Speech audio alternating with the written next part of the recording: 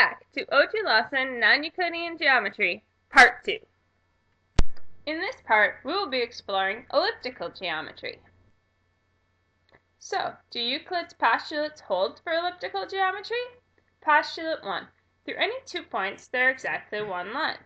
True. However, a line in spherical geometry is called a great circle. So, what is a great circle? The largest circle that can be made on a sphere's surface. All great circles on a sphere are the same radius as the sphere and have the same center point. In elliptical geometry, an arc along a great circle is the shortest distance between 2 points on a sphere. Postulate 2. Any terminated line may be extended indefinitely. True, since in elliptical geometry, the line is a great circle. An arc of one of those circles could be extended to a full circle, which goes on indefinitely. So you must use your custom tool and select line segment. We will create a line segment on the sphere. We will now use the custom tool again. You must hold down the custom tool and then select elliptical line. We'll now create a full line over our original line segment. So as you can see, postulate 2 is true. Postulate 3. A circle may be drawn with any given center and any given radius. This is true. Again, using the custom tool, we will select elliptic circle, and we will construct a circle on our sphere. Postulate 4. All right angles are congruent.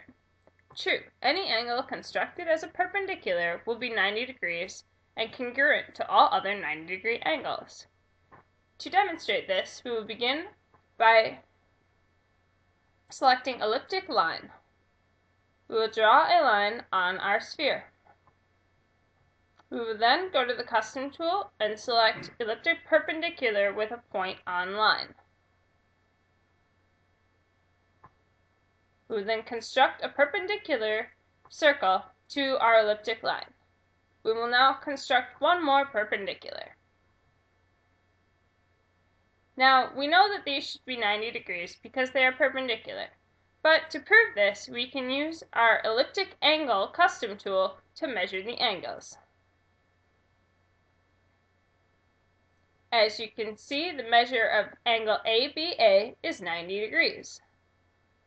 Also, the measure of angle BCB is also 90 degrees. Therefore, they are congruent.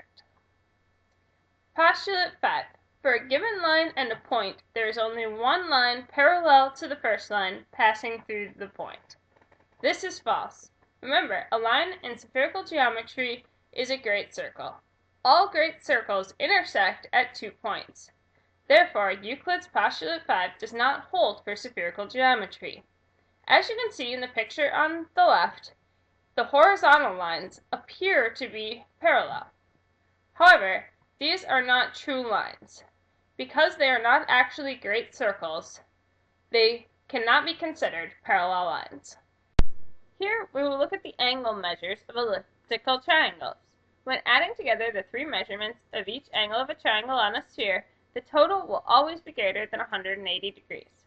Here we have a triangle where the bottom 2 angles are 90 degrees and the top angle is currently 129 degrees. We can move one of the points to change the top angle.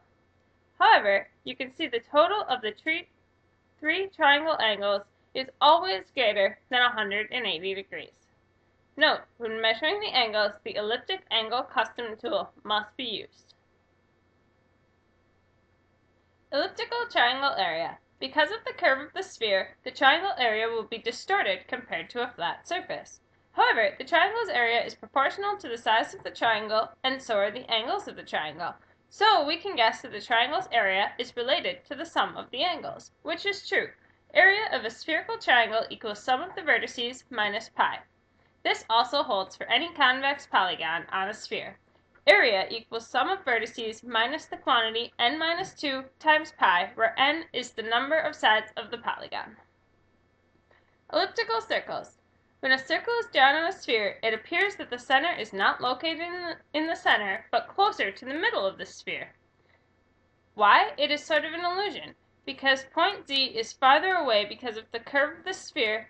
If you could spin the sphere so Y was centered on our sphere, you could see Y is truly in the middle of the circle.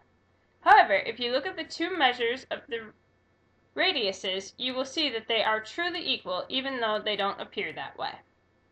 So, real-world applications of elliptical geometry. Why do we use elliptical geometry?